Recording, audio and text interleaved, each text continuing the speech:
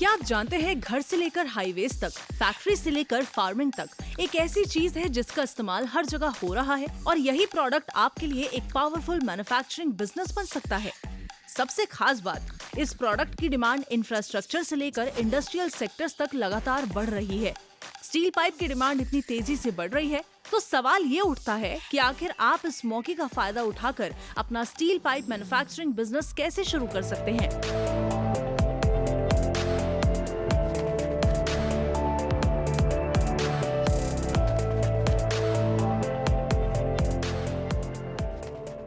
भारत में तेजी से इंफ्रास्ट्रक्चर डेवलपमेंट हो रहा है। नई buildings, highways, factories, water supply projects और इंडस्ट्रियल प्लांट्स लगातार बन रहे हैं।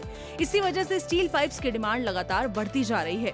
लोग स्टील पाइप मैन्युफैक्चरिंग को बहुत हैवी इन्वेस्टमेंट और हाईली टेक्निकल बिजनेस मान लेते हैं। उन्हें लगता है कि इसे बहुत बड़ी फैक्ट्री, कॉम्प्लिकेटेड मशीनरी और ह्यूज इंडस्ट्रियल सेटअप से ही शुरू किया जा सकता है।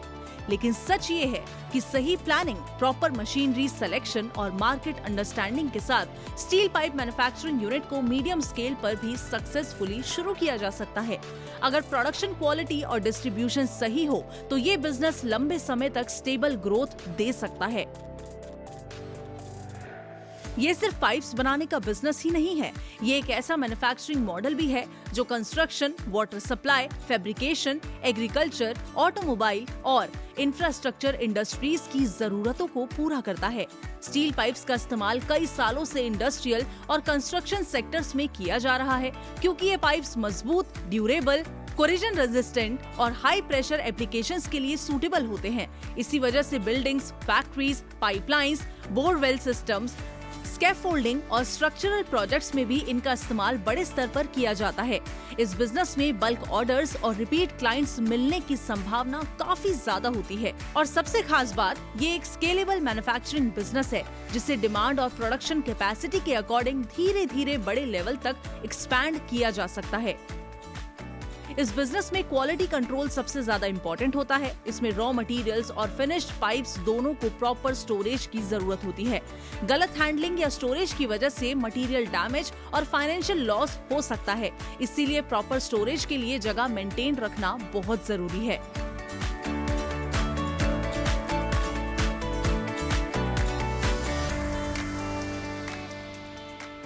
नमस्ते, मेरा नाम साहिल अग्रवाल है। डैंग स्टील्स हमने 2022 में शुरू किया था। हमारी कंपनी स्टील कॉइल्स को फैब्रिकेट करके स्टेनलेस स्टील पाइप्स बनाती हैं जो कि ऑफिसेज और होम्स में लगते हैं। प्लांट के अंदर जो सबसे पहला रॉ मटेरियल जो मेन होता है that is slitted SS coils. तो एक मदर कॉइल होती है, उसको स्लिट किया जाता है अप टू, जैसे हमारे केस में हमें 1 इंच का ओडी का पाइप बनाना है तो 79 mm की स्लिट्स आएंगी। तो ये सारी स्लिटेड कॉइल्स आती हैं और उनको क्रेन के ज़रिए ही उठाया जा सकता है। तो ये क्रेन उसको उठा के अनकॉइलर पे लोड करती है। जो हमारा अनकॉइलर होता है वो एक सिंगुलर स्लिट को अनकॉइल करके मिल के ऊपर पहले फर्स्ट स्टैंड लगाया जाता है। सबसे पहले जब कॉइल आगे जाती है मिल के अंदर तो उसके आगे रोल सेट्स होते हैं। फॉर एग्जांपल हमारी मिल के अंदर 56 रोल सेट्स हैं जो उस पत्ते को उस कॉइल के पूरे जो फ्लैट विड्थ है उसको धीरे धीरे फैब्रिकेट करेगी in form of a pipe. और ये वेल्डेड पाइप्स होते हैं तो ये धीरे धीरे फॉर्म करके एक सर्कल बनाएगी जिसका ओडी आता है 25 mm के करीब। एंड फाइनली ये पाइप्स बंडल्स की फॉर्म में जाते हैं डिस्ट्रीब्यूटर्स को। बंडल्स की ही फॉर्म में ये आगे होलसेल एंड रिटेल में जाते हैं। रिटेल एंड पे फाइनली इस बंडल्स को खोला जाता है। तो आप समझिए हमारे प्रोडक्ट को जो फाइनली सबसे पहला जो देखता है that is the retailer who will open these pipes and be able to see the quality. तो डिस्ट्रीब्यूशन एंड होलसेल में किसी को पता नहीं होता कि पाइप क्या है, तो वो हमारे भरोसे पे ही है। जो हमने माल दिया है वो माल खुलने नहीं वाला है, ना तो डिस्ट्रीब्यूशन लेवल पे ना कि होलसेल लेवल पे। तो retailers are the first ones who will experience the product, who will touch the product. और फिर फाइनली ये रिटेल एंड पे बिकता है और जैसे ही इन्वेंट्री इसकी कम होती है हर रिटेलर अपने होलसेलर को बताता है about their demand. Every wholesaler will call their distributors for their demand and the distributors finally call the company. They will call us and they will tell us for the next plan कि क्या आएगा। उसी demand के according हमारा next जो orders company को लगता है for coils depends on the same thing और उसी हिसाब से हमारी नेक्स्ट लाइन ऑफ प्रोडक्शन बनती है और इसी को हम सर्कुलेट करते हैं हर महीने।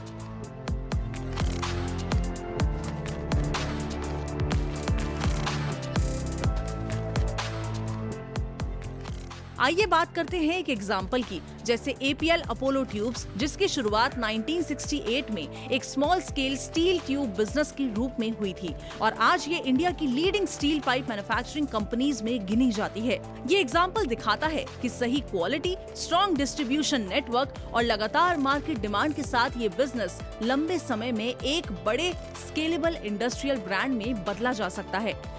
इस यूनिट को स्मूथली चलाने के लिए लगभग 20 से 24 लोगों की मैन पावर की आवश्यकता हो सकती है। इसके लिए करीब 8000 से 12000 स्क्वायर फीट एरिया और लगभग 200 से 250 किलोवाट इलेक्ट्रिसिटी लोड की जरूरत पड़ सकती है। वहीं इस बिजनेस में अप्रॉक्सीमेट एनुअल प्रॉफिट मार्जिन लगभग 15 से 18% तक हो सकता है।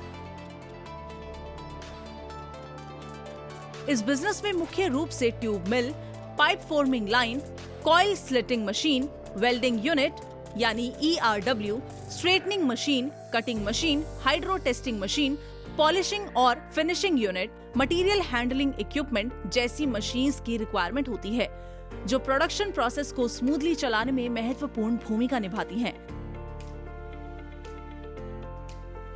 इस मैन्युफैक्चरिंग प्रोसेस में मुख्य रॉ मटेरियल्स के रूप में स्टील कॉइल यानी HR और CR, पॉलिश और chemicals, cutting oil, welding consumables, scrap handling का उपयोग किया जाता है, जो पाइप्स की स्ट्रेंथ, ड्यूरेबिलिटी और फिनिशिंग को बेहतर बनाने में मदद करते हैं। स्टील पाइप मैन्युफैक्चरिंग यूनिट को शुरू करने के लिए कुछ जरूरी लाइसेंसेस और रजिस्ट्रेशंस की रिक्वायरमेंट होती है, जिनमें मुख्य रूप से GST registration, Udyam registration, factory licence, NOC from pollution control board और BIS सर्टिफिकेट शामिल हो सकते हैं। अगर आप अपनी खुद की स्टील पाइप मैन्युफैक्चरिंग यूनिट शुरू करना चाहते हैं और पूरी गाइडेंस चाहते हैं, तो अभी कॉल करें 74087 33333, 76076 55555।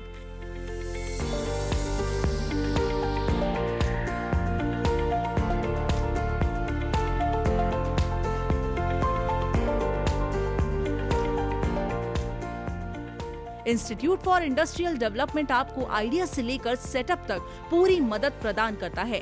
ऐसी ही इंफॉर्मेटिव बिजनेस वीडियोस के लिए एंटरप्रेन्योर इंडिया टीवी को सब्सक्राइब करें और बेल आइकन दबाना ना भूलें।